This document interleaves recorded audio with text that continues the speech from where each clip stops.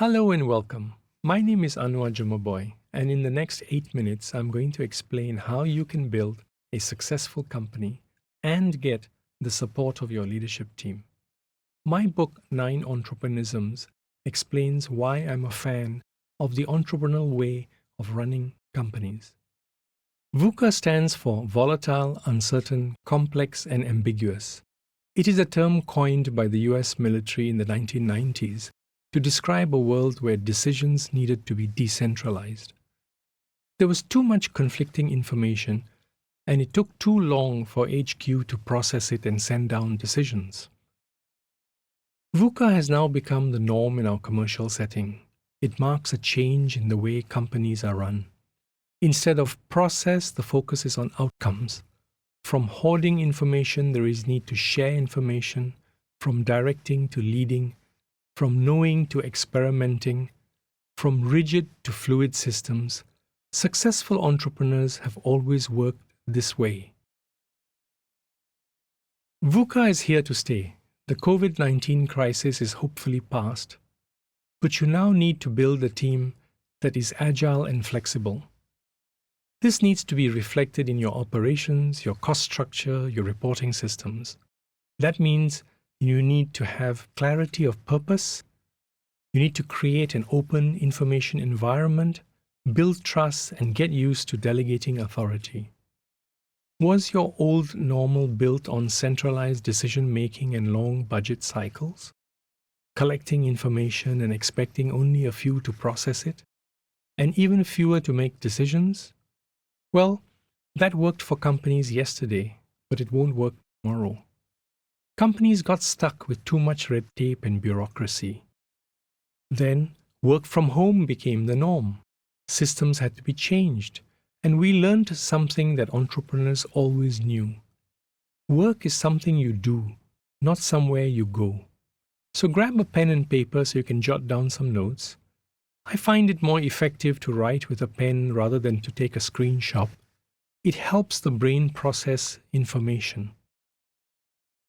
Leaders struggle to build agile and flexible companies, not for lack of trying or even spending on training and development.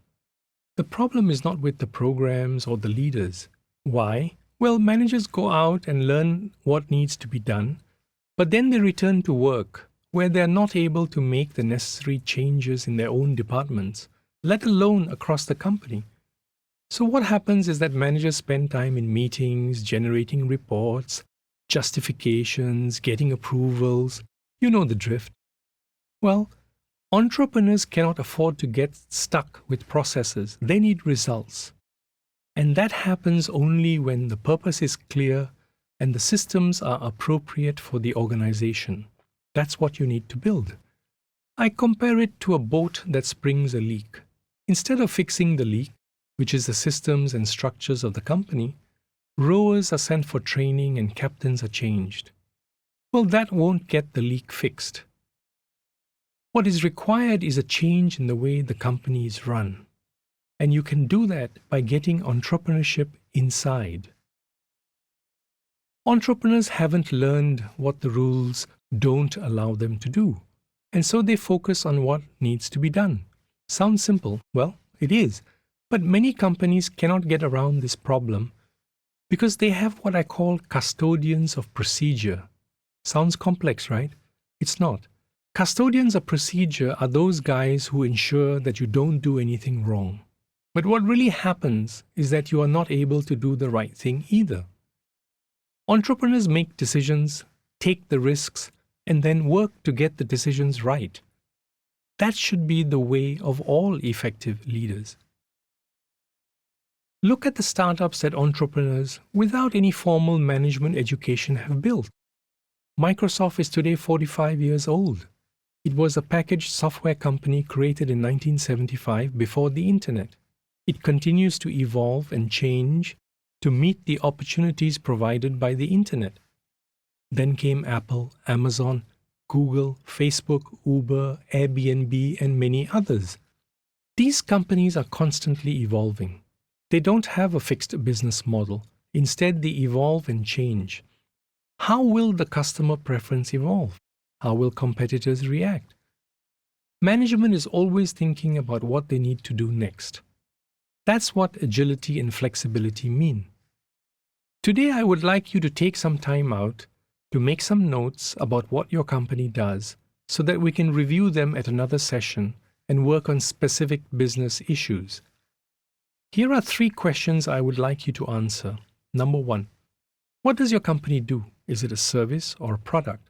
Number 2, who do you do it for? Who are your customers? And number 3, how do you do it? What exactly do you provide to your customers? In entrepreneurial companies, everyone understands what needs to be done. They have clarity of purpose, and the team is passionate about getting work done. Is passion only for entrepreneurs? No, but it's easier for them because they are clear about their purpose and therefore attract people who have the same belief. You can also hire the same people if you have clarity of purpose. If you want to be successful like the entrepreneurial companies, here are 3 challenges you need to face. Number 1, clarity and honesty about why you exist as a company. Number 2, support that you give to your managers and employees, the necessary resources. Number 3, remove obstacles that prevent your managers and employees from giving 100%. These are 3 challenges that will apply to your business.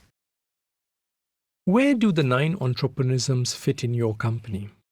Entrepreneurism is a word we created to describe a habit, or actually a practice of successful entrepreneurs. The principle is simple.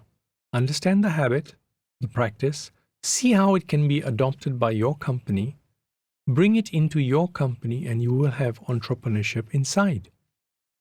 Before we start to understand the Entrepreneurisms, take a few minutes on your notepad to complete 3 lists. You can pause the video here or come back to it. Now remember, you have already written down what your company does, so these are 3 new lists that you need to make. List number 1, 3 major obstacles or problems you face today. List number 2, 3 tasks that you spend most of your time on. And list number 3, 3 objectives you would like to achieve in working with me. Now that we have laid the groundwork, we can get to the 9 Entrepreneurisms. Think of these as 3 sets of 3. Self-efficacy is knowing the capabilities of your company, what you are good at, your core competences. It goes along with risk-taking and passion. Then we have innovation, opportunism, and learning. You can't leverage innovation or leverage opportunities if you are not learning at the same time. And finally, realism, persuasion, and execution.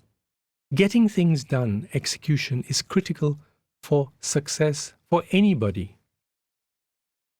Don't worry about trying to remember all the Entrepreneurisms.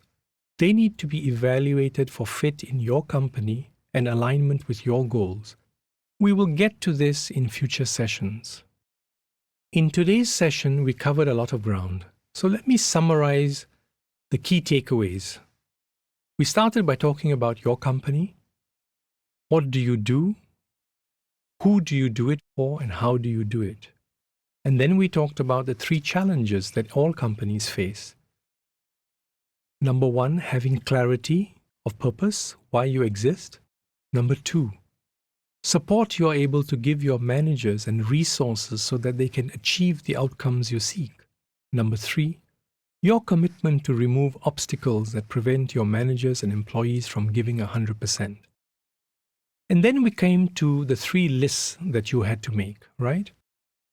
The 3 lists were list number 1, the 3 major obstacles or problems you face today. List number 2, tasks that you spend most of your time on. And list 3, the objectives you would like to achieve in working with me. Once you have completed your list, do get in touch with me to schedule your next session. I am excited to work with you on getting the right Entrepreneurisms into your company. Remember, entrepreneurs are not different people, they just do things differently. Let's work for a better tomorrow, or as Jack Ma says, for a beautiful day after tomorrow. Thank you for your time.